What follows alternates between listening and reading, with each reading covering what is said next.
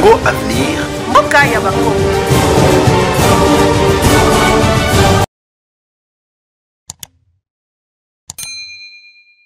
Bandeko balandi ya Congo Avenir topesi bino mbote bisika nyonso bozwaka libako ya kolanda biso. Mboka oyo Congo soki mwa volonté ndambu ata ya moke ezali mboka eko bonga kaka ndenge tolobaka. Donc c'est juste question ya kocha volonté na ba énergie oyo bakambi bazana yango et on verra que les choses vont vraiment marcher dans ces pays. Ministre Constant Moutamba, ministre d'État et de Justice et garde des Sceaux, oyo ngana bengaka l'infatigable, Azako Lembate, Boyebi, donc c'est le seul ministre pour l'instant, oyo Azako Sala Moussala, Ezako Monana. La justice de notre pays était vraiment malade. Kao Babana Iko Tokende, Kotika Yango déjà na morgue. Heureusement que Félix Antoine Tshisekedi Tshilombo a tali un jeune pétri de talent.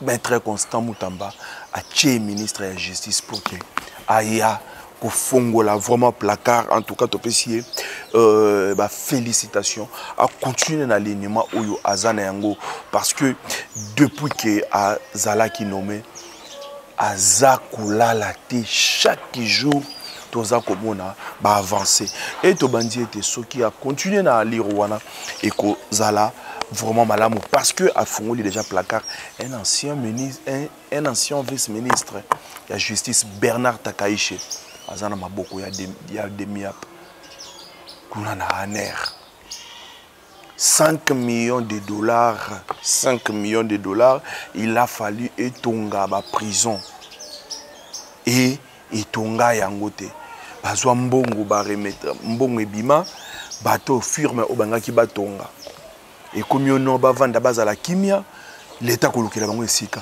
comment est-ce que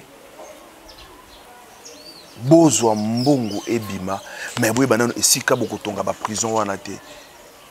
Franchement ce pays ebanaki kozwa pena donc bisonde ba bololé na bango to ndenge nini parfois ba dirigeant na biso donc mbongo 5 millions de dollars 5 millions de dollars na ville na Kinshasa et bimi pour que tonga ba prison mais nanu bolakisi bato bakosala musala te esika boebite esika ngo bokosala la musala ezapi mais mbongo ezui ebimi bopesi donc bobimi c'est déjà mbongo et firme wana vu le temps où il est qui donc vous avez commencé à makamundingi sala maka bakie ko funda RDC sika ba funda ka yango mboka ekoi ba dédommager bango lisusu donc 5 millions plus quelque chose prison etonga mate nde maître Constant Moutamba donc justice a tué Bernard Takaïche ancien vice-ministre de la justice maboko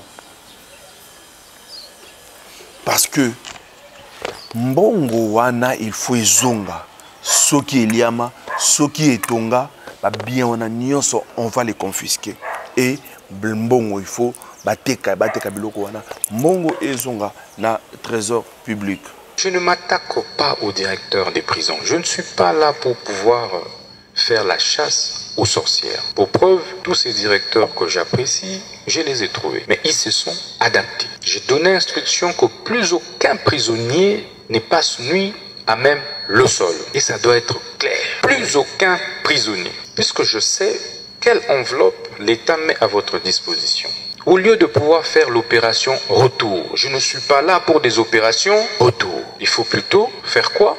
Améliorer les conditions de détention. Je vous attends là. Nous allons lancer la construction des prisons et la délocalisation des prisons. J'ai besoin que vous puissiez me faire des rapports là-dessus. Et on va envoyer des équipes pour commencer la construction. Je vous informe qu'à Kinshasa, on a détourné plus de 5 millions de dollars qui étaient destinés à la construction d'une prison. Et je vous informe encore que les arrestations ont commencé. Des gens sont déjà arrêtés pour ça. On ne badine pas. Il y aura des confiscations de biens. Et cet argent doit retourner dans la caisse de l'État. C'est pourquoi je voudrais vous inviter à ne pas rencontrer mon chien sur votre chemin. Parce que ce chien est affamé. Mon chien est un carnivore. Maître Constant Moutamba, le ministre de la Justice, garde des Sceaux, Boki Yango, très bien dengue, Aza Kolobake, Mbouanaye, Aza na Nzala. mbwana ye azana nzala donc il faut aller à misuni, il faut akanga bato. Bande konanga tabino moko papa, eza normalité. Eza normalité makambo oyo il est kalambo na biso. Et donc voyez-vous un peu mutu moko en s'interrogeant na makambo wana azate. C'est comme si parlement na biso peut exister kate. Donc tout le monde s'est interrogé dans le ah mais bon moko ebimaka il fallait tonga ba prison siko esuka ndenge nini ekenda wapi donc eloko moko te soki Constant Mutamba ayaki te tolinga ki pe toyeba te ou bien tonga pe toyeba pe banga pe basala bango eloko te parce que ye moko l'ancien vice-ministre s'est dit qu'il se reproche de rien tant azui ba coup de fil ya ko benga ye un représentant ya des miap. Donc il y a renseignement militaire de MIAP à Benguié. Donc ah oui, il y a un qui n'a pas rendez-vous parce qu'il se reproche de rien. Comme il se reproche de rien, a présenté un moyen de défense naïe. Après un moyen de défense naïe, aïe bisabiso mbongo wana et kenda wapi mbongo wana ezalaka destiné pour que etonga ba prison wana eza wapi parce que makambo sama na mboka na biso eza passé tomoni yango wawa donc rien que kaka ba action oyo Constant Mutamba za kosala bato ebele pongi esili politique ya fachi pour que vous comprendre yango et kozwa biso temps. Heureusement que Bisso déjà te comprenant comment est-ce que le président a ça la politique naïe. Tant bino boza kozela, tant bino boza ko boule so ngene yé azawanate. Le jeune Constant Mutamba azala ki nekaka awa. Un jeune pétri de talent, un ministre de 36 ans. Azala ki naïe awa. Bomona ki epé awa na FCC. Azala ki naïe. Mais bakasi ko na FCC Kabila pas monaki quelque chose aux aki katinaye mais à chaque fois banangi ba pesa chance bato bantoura ki Kabila comme boyebi bato batura ba konzi ba ya kaka pamba boete bazaka entouré na makamu nyonso o ezaki parfois donc ba bungisa mokonzi makanisi donc basala ke bango kaka nde ba régner nde omoni na FCC ba tia Constant Mutamba ba kalo ba tchaki tango a se décider comme un homme politique mutoaza na avenir. Et les loyaux, Azan en opposition, mais le chef de l'État a nommé à la justice. A lobby na yelo côté, Azuka Kabon Sava, ba banque, boya a wana ministère, ba sali guichet, union se zambongo futa maka. Pour l'ikamu boye, dossier, et c'est une amende combien $300, hein, bon, quand il est quittance, à qui na banque, à fouti, avec la preuve de paiement, ok, abimi. N'est commis problème. Tous les droits, taxes et redevances qui relèvent du ministère de la Justice. Pour votre information, il s'agit de plus ou moins 240 actes générateurs de recettes qui sont perçus à l'initiative du ministre de la Justice. Cette initiative de bancarisation rentre dans le cadre et dans la politique du chef de l'État et du gouvernement de la République, piloté par son Excellence Madame la Première ministre, chef du gouvernement, contre la criminalité économique et financière qui a gangréné notre appareil judiciaire, qui a gangréné notre système judiciaire, qui a gangréné notre système économique et social depuis plusieurs décennies. Dans le cadre de la bonne gouvernance prônée par le chef de l'État et la maximisation des recettes publiques que nous avons résolu en tant qu'exécutant des instructions du chef de l'État et de la Première ministre, résolu de changer de méthode. Changer de méthode de travail parce que nous sommes à un autre contexte socio-politique et économique. On ne change pas d'équipe qui gagne, on ne change pas des méthodes qui gagnent, mais une équipe qui échoue, on la change quand même. Une méthode qui a démontré ses limites, on la change quand même. Et c'est pourquoi le chef de l'État, son Excellence Félix Tshisekedi, qui nous a nommés à ce poste, nous a instruit de pouvoir réformer. C'est à cet effet que nous avons pensé la bancarisation de tous les droits, taxes et redevances qui sont perçus à l'initiative du ministre de la Justice. Comme vous le savez, avant moi, il y avait une confusion à ce sujet. Tout le monde pouvait percevoir ces taxes, ces droits et redevances. C'est pourquoi nous avons été scandalisés par le rapport de la Cour des comptes faisant état des détournements de plusieurs centaines de milliers de dollars perçus à l'initiative de certains greffiers. Nous dénonçons avec la dernière énergie cette manière d'opérer.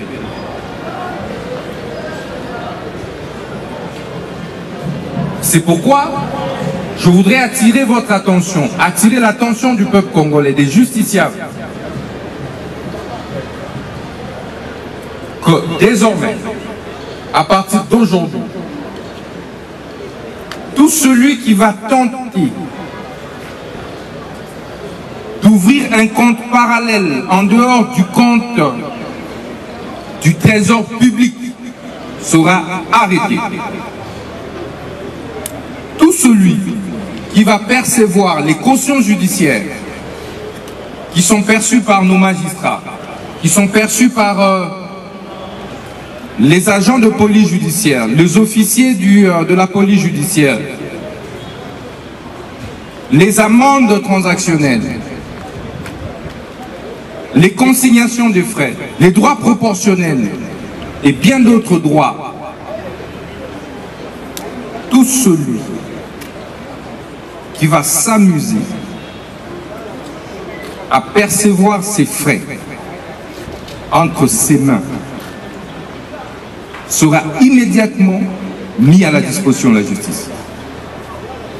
Désormais, tous ces frais doivent passer par la banque. Nous devons développer notre pays. Ce n'est plus une question de choix, d'alternative. C'est une option décidée par son Excellence, Monsieur le Président de la République. Ndeba magistrat, éliminer le chef de l'État Félix Antoine Tshisekedi Tshilombo, ministre de la Justice, il faut qu'on renforce la sécurité à Makassi. JR, Chikata, il faut bazalanaye. Au Monindenge, Chikata, Balaka, na Anglingeti. Ministre de la Justice, au chef de l'État, il faut garantir la sécurité à Makassi. Ndenge azo Nikosela Makambo, azako koma na insécurité Makassi. Toko senga pour que,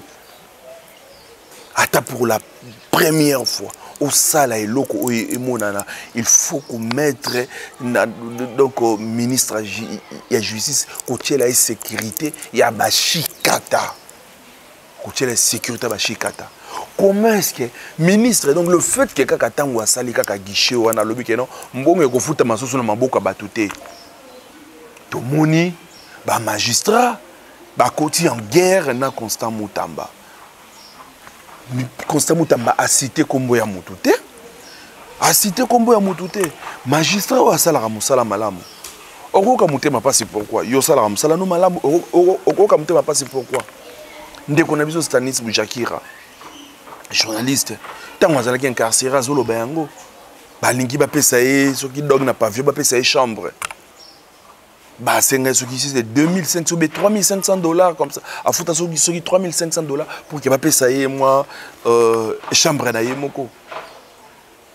Mais 3500 wana na mikanda ya l'État, na beaucoup ya l'État, mbongo euro kota na caisse ya l'État, ba comment ceux qui 270 000 francs congolais sur les 3500 dollars.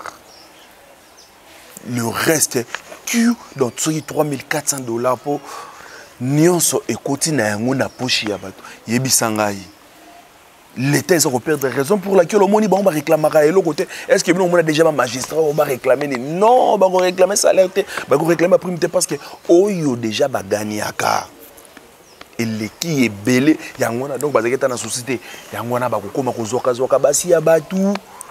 bakokoma kotonga bisomba somba soki otali lelo na ville ya Kinshasa oyo tala ndenge donc bakomi bibalabala bilingalinga basi ya batu bisomba somba mituka mabe mapangu mabe parce que bayebi ke ata likambo moko ye wana bon bolandela moto même monsieur oza na raison soki moto moko ye na mbongo ok ça va toyebi ndenge toko rouler ba avocat ba juge tala niveau ndenge ba juge ba magistrat ba koma ko rouler ba avocat toko rouler ba avocat soki ba pesi mbongo te moto na toko ma payer yo pesa mbongo combien non oyo te bon 1500 pesa 1500 pesa 5000 pesa 10000 mais comment on a caillé mbongo oyo kokota na kesa l'état 15 000 francs congolais 30 000 francs congolais 100 000 francs congolais sous kande kokota les restes que maintenant constat mutamba a ko canaliser ba mbongo wana bomona ki yango rien que kaka tango aye mo ordre oyo ekoti na ministère de la justice plus de 2000 lits a aussi ba directeur ba prison que mutu moko société akolala na mabele parce que les gens ont asala kabolo ko bomo ina ye mobimba ta part bato basala ba crime ya lolenge na lolenge o ezake bon ça va aboma so ketandeni mais il y aura toujours un jour peut-être ba kozo ba grâce ba kobima donc ce n'est pas que soki muta koti boloko akende ko kufa to moni yango ezala bato mususu ba kota ba boloko basala ba 15 ans basala ba 40 ans basala ba 50 ans ba 60 ans un jour akosala nini akobima kaka donc Constant Moutamba a sali ma B a tangi komba mutute ba magistrat ba komi ko luka de toute le façon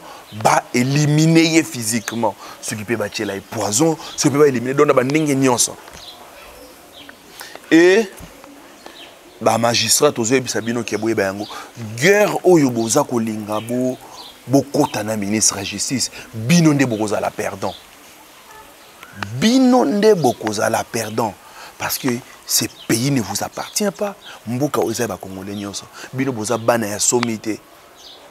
Guerre wana oyo bozo lokana ministre de justice. Bino nde bokoza la perdant. Heureusement que Dieu donné Kamuleta. Mokonzi na bino. Abengi bino à la raison bozonga.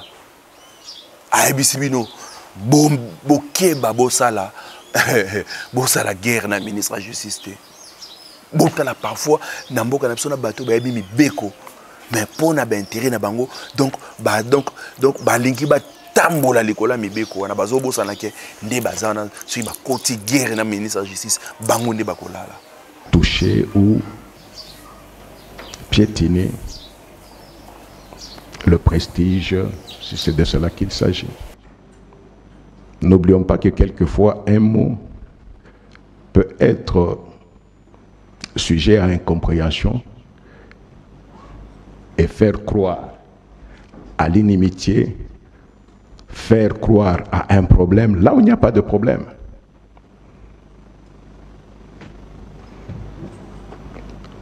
Ce que je voulais aussi vous dire est que, en tant que magistrat, même syndicaliste, abstenez-vous, je dis bien abstenez-vous de toute prise de position qui engage la magistrature. Abstenez-vous d'utiliser les réseaux sociaux. Vous n'êtes pas n'importe qui. Vous n'êtes pas n'importe qui. Vous n'êtes pas sans savoir que si quelqu'un, parce que très souvent, même nous ici, combien de fois j'ai vu des tweets à mon nom sur mon compte. Et il y a des collègues qui m'écrivent pour le chef, nous avons, je dis non. Et là, je vous dis encore de façon officielle, je n'ai aucun compte. Aucun. Je n'ai jamais eu de compte jusque-là. Ni Twitter, ni quoi, tout ce que vous pouvez appeler là, je n'ai aucun compte. Je n'ai jamais eu de compte. Ce qui fait que tout ce qu'on peut poster, bien en prenant la photo du président du CSM, mais ce sont des photos qu'on peut trouver n'importe où. Ne nous laissons pas emballer par n'importe quoi. Montrons que nous sommes des magistrats. Entre le CSM et le ministère de la Justice, il n'y a jamais eu de mur, il n'y en aura jamais. Avec celui qui est là, avec tous ceux qui ont précédé, même avec tous ceux qui viendront, parce que nous sommes les deux mamelles de même corps. Rentrons aux fondamentaux et faisons en sorte que nous ne puissions pas donner l'occasion à l'opinion de croire qu'il y a des problèmes individuels, de croire qu'il y a des frictions, parce que nous, en tant que bureau, parce que c'est nous qui portons la magistrature, s'il y avait un problème, c'est nous qui serions au courant qu'il y a un problème. À notre niveau, que ce soit en privé, que ce soit en public, il n'y a jamais eu de friction. Et vous devez aussi savoir, même dans vos ressorts, entre les hommes, il peut y avoir des problèmes, mais ce qui donne la hauteur, c'est la façon avec laquelle nous pouvons faire face à ces problèmes-là. J'espère que j'ai été très clair, chers collègues, qu'on n'entende plus parler de ces pratiques. Il y a des problèmes, je répète, venez voir l'autorité. Vous avez vos chefs. Vous trouvez que le ministre de la Justice, et d'ailleurs vous en tant que syndicaliste, vous devez être en collaboration avec le ministre de la Justice. Pas en tant que seulement magistrat, mais en tant que syndicaliste. Vous rentrez dans sa compétence. Quoi de plus normal de nous voir? Moi-même, j'allais l'appeler pour dire, recevez les syndicalistes. Ou même solliciter des... Non, mon chef, nous avons sollicité un rendez-vous pour rencontrer le ministre sur tel point qui ne concerne pas le fonctionnement de vos juridictions, mais qui concerne la sphère syndicale. Ce n'est pas si compliqué que cela. C'était essentiellement pour cela que j'ai voulu vous avoir, les responsables de tous les 5 syndicats, les 6e, vous allez leur communiquer. Que ce soit le ministre de la Justice, que ce soit le CSM, n'importe quelle institution de ce pays travaille pour la vision qui a été impulsée par le chef de l'État. Et rendons-nous compte qu'il n'y a aucune institution isolée qui peut l'accomplir seule. Ne perdons pas de temps à nous détourner de ce qui est essentiel. C'est le moment de regarder devant et de nous dire, au moins demain, les générations qui viendront diront, il y a eu des magistrats à telle époque. Voilà, on a Bomoni, Dieudonné Kamouleta, président de la Cour constitutionnelle, il n'est pas président du Conseil supérieur à la magistrature.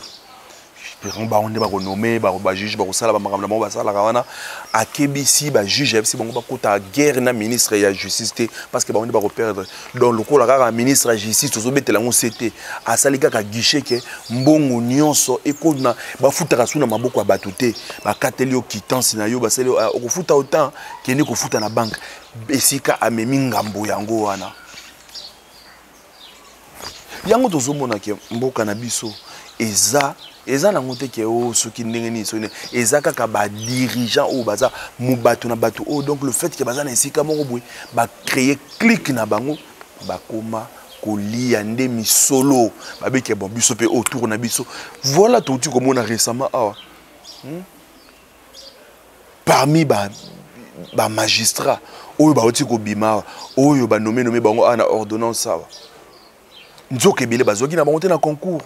Et to komona talandenge bakoma ko wele ni bakoma ko wele la kokende ko sala cour à magistrature bakotinda bango partout netio no na chwa na kati kuna batini baona bomongo na makanza bakokende te to na kungu soki na kungu bakokende te bango balingi awa na Kinshasa balingi Gombe balingi Matete balingi 4e rue balingi donc Ngali tala bango esika balingi esika makambo mutu zala tu verras souvent ba dossier ou ereniaka mingi kuna oh non ba conteneur mo boya ba indien ya ba libanais ba kangaki yango tala kopezawa procureur yo sala kaka réquisition moko wana ba kende to keto yaksa ba libérer yango eloko ezana eloko na ça à combien oh non bon c'est 10 000 non 10 000 té bati à 50 000 et tala boy to ça na lupango na so conflit lupango bateau oyo bayebi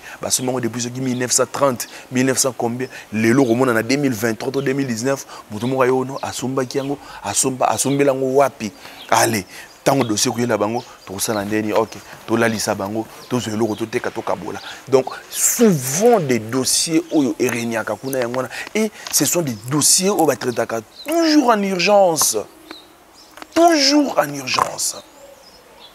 le reste des dossiers la question mususu ba okipete car c'est comme si tu webite ba ko bengisa ba famille mususu ba ko yana dodonga ba problème ba tout mususu bazana ba dossier ba bazana raison mais comme la loi du plus fort est toujours la meilleure devant l'argent na mboka na biso ba tout donc ba bino tout bozana c'est okomona ba pauvre citoyen ba tout ba saleni bazongi félicitations à ministre Constant Mutamba to mona ki dernièrement na week-end awa akenda ki na lingwala kozongisa ba tout moko wana bazala qui n'a raison justice avait ça bon raison mais batama kasi ba botola bango azong si bon atona bango to moni ake na njili kuna ba maman maraîchère plus de 5 000 maman maraîchère oyo pe basala ke ba lesaka mabota ezana esika oyo bango basala ba bilanga bango ba plus fort au mona kaka ba militaire ba généraux ba magistrats bango nde basomba bangonde ba somba et a tchaki bango libanda a zongisi ba paisible citoyen wana na ordre bravo félicite bravo Constant Mutamba maître biso toza apona ba valeur yo ozana ba valeur loko lozo salela nana ozana na énergie ko sala mboka toko appuyer yo toko le bolamu na yo pour ceux qui obéissent toyaka toujours à koloba yango na ceux qui mutazo sala malamu to zapper donc l'honnêteté oblige to féliciter to encourager to pousser les sous à ça la sous malamu parce que mboka ngoka kayango bomona ki depuis que ba nommé bomona ye ba costume ceux qui ndengeni parce que oui bien sûr que ça ministre makambebele est en charge na il faut l'état zulaye en Chine azulaye prise en charge mais azana no sika na ye afandaka aza toujours na batonaye aza ko sala musala boza ko mona ministère de justice soki bokei ils a toujours na makambo oyo ils a ko salama donc tolinga ki vraiment to le belana no ba prouesse oyo makambo oyo moi na mboka Constant Mutamba depuis aye na ministère wana parce que il y a eu de ministres oyo baleka wana moko na moko batika empreinte na ye mais aligné oyo Constant Mutamba zokena oyo ka ba aligné oyo ba luzolo bambi bazala kinango le professeur luzolo bambi lesa yangwana ba alignement oyo maître Constant Mutamba pe azako kenena yango en tout cas coup de chapeau na maître Constant Mutamba tozala qui vraiment beaucoup dérangé na vidéo automonaki il y a général Kifwa Akambo Salaki, l'un des avocats, Bissotolobi, dans une époque coloniale, et Balobi qui est pour la énième fois à Salamakamboana. Et ça pour la énième fois, ba torturer à l'olengi wana. Image wana bandeko, moi to chango na YouTube bezate, je pense que bomona ki yango. Image wana moi to chango ezate. O yazana besoin na yango numéro contact na biso zawana. Benga biso tokotinde la yango parce que sur le channel YouTube boebi YouTube en scène de valeur ba image wana oza très sensible bo talin zoto moto eza déjà ba 20 na biso mususu wana ibandaki susu ko salate azoka susu pas cité quel niveau ya torture malgré ma bengo asalaki bozo déféré na ba juge naturel na bango porter plainte basalanini yo olingi o se faire la justice pourquoi parce que aux général aux anini en tout cas coup de chapeau na ministre de la justice coup de chapeau na auditorat militaire il faut ça la musala na yango il faut ça la musala na yango et toyoki ke ba collectif ba avocat bazala qui vraiment très indigné très fâché ba lobby aucun avocat assistera général Kifwa kala mingité donc aza déjà na nzela akwa na Kinshasa procès wana bokozo yango na Congo à venir parce que bango baza bato oyo fou baza la exemplaire komona ngana yebi général qui faut na lolongi azalaka ko kende ko maltraiter population na yo ndeko na yo ndenge wana na bino ba militaire ko kende ko sala même ordre wana ba pesi ordre franchement ordre mal donné ezalaka exécuté te beaucoup ko exécuter yango te ozui azui GP nae munitions azobeta masasi mwasi wana nde aza kobondela ye to soki mwasi na ye soki nani nde aza kobondela ye kosela mabete mais ye azalaki na pousa a achever ye pona nini boni bokomi lokola banzambe nzambe ekela mo oyo nzambe asali malgré mabe na ye mais yo olingi o retirer souffle franchement sepelaki na eloko wana te biso Congo à venir nous sommes là pour enseigner de valeurs pour soutenir des valeurs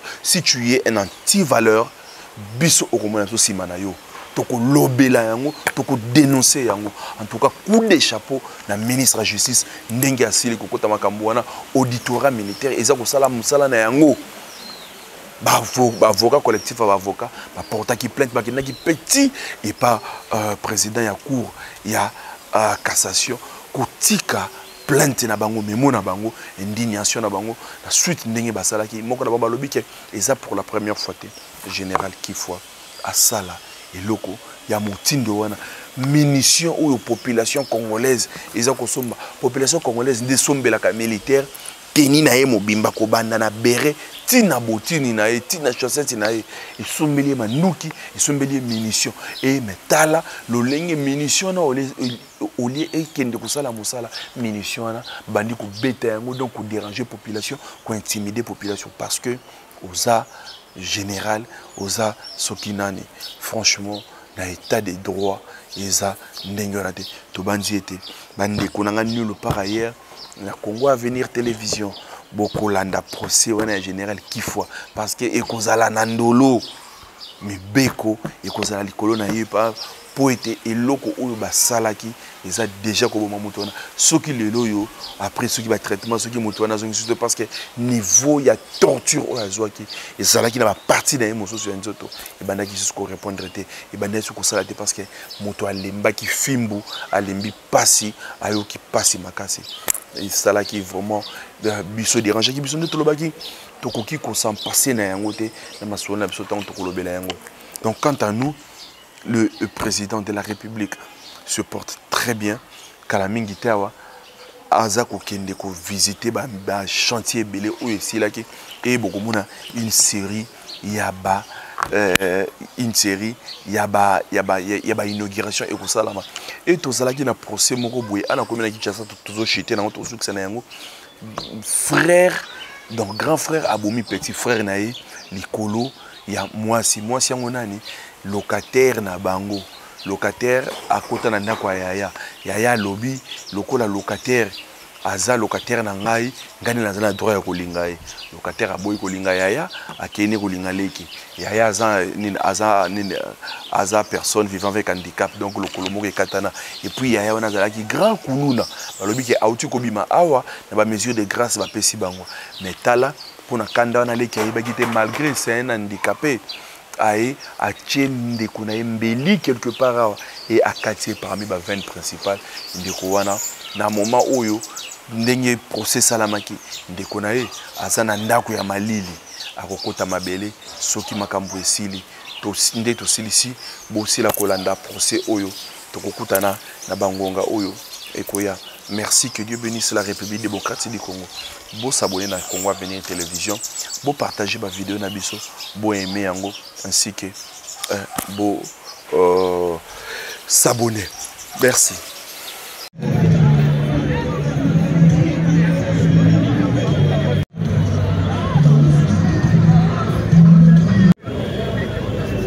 Monsieur le greffier, vous avez la parole pour procéder. Merci Monsieur le Président pour la parole. Tiers de flagrance du 20 août 2024, siégeant dans la composition comme ministère public Monsieur Maté et comme greffier Mimpila Balega. La seule affaire inscrite sous le rôle et sous le numéro RP. Merci. Le tribunal appelle donc la fête.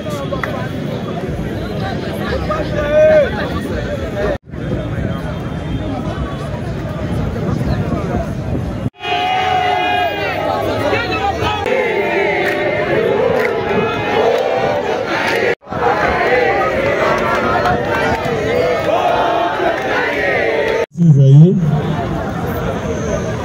il y a une ordre. Libeko et Sengi, Nabisobo.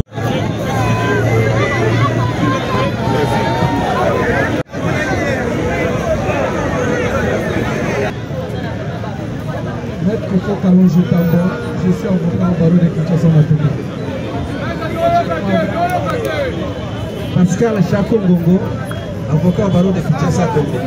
Fomwe Kibambe King. Makamba komi aussi les ayo.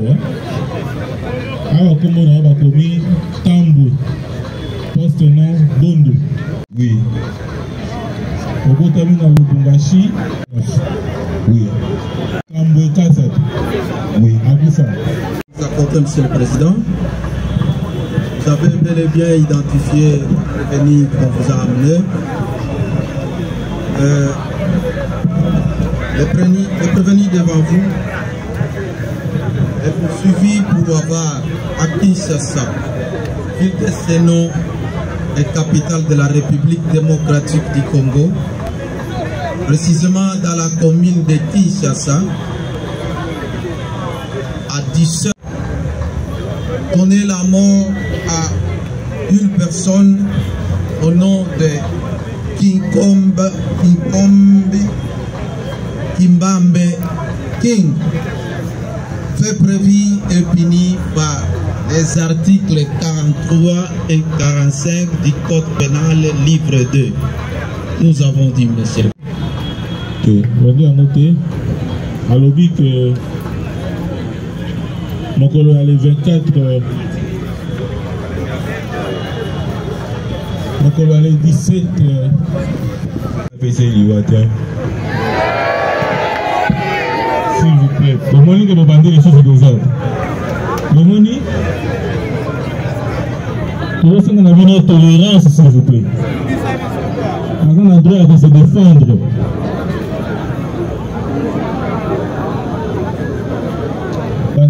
Nous avons abandonné le moto. A choper sa réaction na yo na makambo mokonzi mibeko afundeli.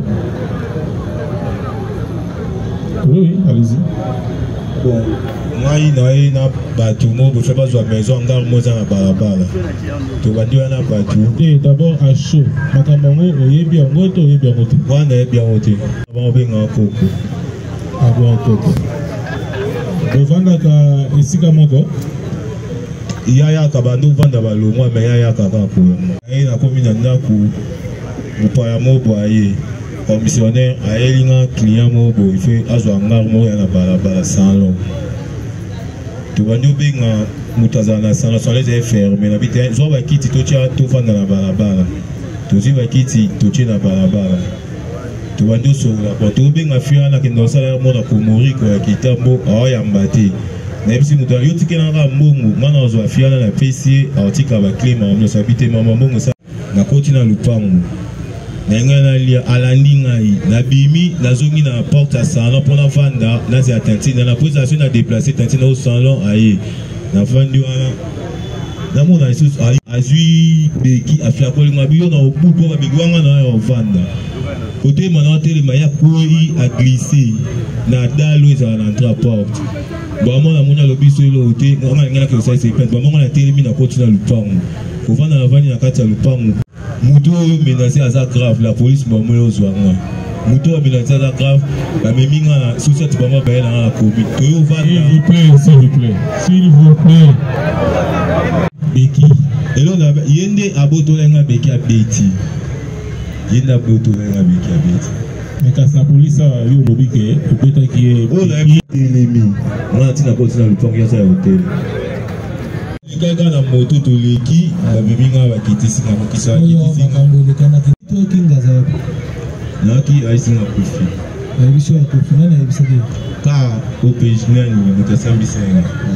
Ba telemi bon ba bi ba to hôpital à ça gravement ya ba kaninga ba na ngapona kimate ba bi à ça gravement qu'est-ce nana yebisa ki eke papa na bino akufa ngai yo moto yebisa oui ya mwana eza ya solo to ya lokuta ndenge akomaki kombo na yo papa mama na ndenge alobi ke papa na bino asi akufa makambo nyonso akomaki eza ya solo wana ebite papa le un couteau pona nini otubaki kingbeli wape baena ndako bakangisi nga bakamisaki yo olekaki liboso ya tribunal na ntango ozalaki na prison eske olekaki osambaki liboso ya tribunal neti oyo boye nasambai bakatelaki yo etumbu te baye bamo eske olekaki liboso ya tribunal nalekaki eske bakatelaki yo etumbu mami bali moi menace moi ndeko mama ndeko na yo osalaki na yo toke ndako ndeka toyaka boye bako efungola ya tosali chance de parole mona tellement bazali na relation mo boye na parke akalamu amonanga mama u baye bazwi nga bayelanga awa batiki nga kunga mpona mpe olekaki liboso ya onena makristi boza ndenge nini na ye toalani bien mbote oyebi liboso kaka ne mingi te mutu moko soki na mutu moko atiaki tate soki na yamona tebi na mutu nga na koti apres quelque temps namonaki o aza na hôpital aza travaille nga na kamo beta yo nde ya glisse akwei yo otikali na kope de beki abeti na kwei ndenge na telema abotoli nga beki na kwei pour la deuxième fois nde sikoyo hier atelemi atiki beki mais mpe ozoloba deux choses à la fois yo olobi ke abotolaki yo beki na ndenge wana na vandi abotoli beki ya na kwei na vandi abotoli beki abeti nga apabwaki awa na se nga na tui beki sona qu'est-ce qui s'est réellement passé ce jour-là les amis sont version de fait na yo ok ayebisi biso que le matin ntango ayaki azalaki na petit déjeuner babandaki koswanisa kingi babandaki kosala baéchange de parole babandaki kosala intervenir ye ntango azofinga mama na bambo kinga intervenir lui il s'est fâché alobi ke yo koti makambo oyo bato nyonso baza yo mutu nyonso ayokaki c'était le matin tout le monde était là mutu nyonso ayokaki c'est qui précisément non les ceux qui ont en considération te po alobaka bongo eza bongo azalaka c'est comme ça qu'il est kinga ayaki kobima er moko ake kolia ezalaki na chela ake kolia azalaki na bato bazalaki mwana bandaki konika basani azalaki wana et puis voisine na ngambu ya parcelle et puis le tribunal nous a demandé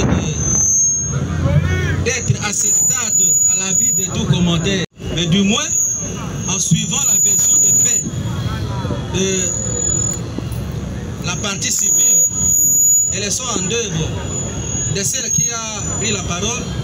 Vous avez suivi, ou tout le monde a suivi, qu'il s'agit en réalité, elle-même n'a pas vécu le fait. Alors, les questions, il y en a assez. Si le tribunal peut poser la question à la partie civile qui venait de la télé tout de suite, au moment où le fait s'est passé, elle était un coup de couteau au défunt. Non, mais je crois que... Et l'utilité de... Qu'est-ce que je peux dire? Ils ont été auditionnés par le parquet. Est-ce que peut-il venir déposer par devant le tribunal sur... C'est qui? C'est bon. Et l'autre c'est qui? Rodriguez. Miradi n'est pas là. Bon, alors nous allons procéder de la manière suivante. Nous allons commencer par auditionner Alpha. 14h, chef, sur le bandé, la cause à pénal en réflexe, il y a air normal qui. Putain, chef. Oui. Est-ce que le Gonayo a bandé Kobela King a bandé Kobela? N'habitez à tout m'appeler à la vie à l'école de Soto Sora Pénaté. Tu vas tout rage bazar.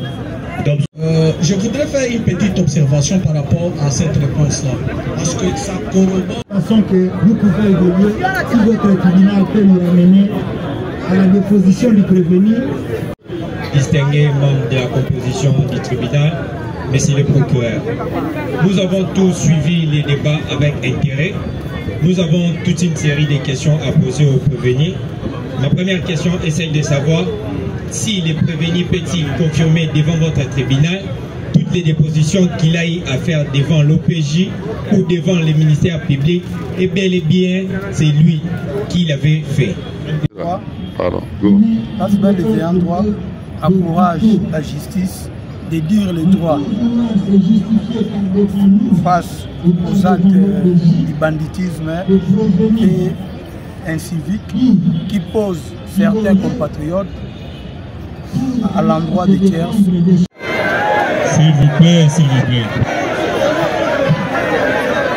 Monsieur le greffier, veuillez entrer qu'ayant dernier la parole, le prévenu Tambo Bondo Sedi clame son innocence et sollicite son acquittement. Sur ce, pour le débat, va se retirer momentanément pour délibérer et revenir pour...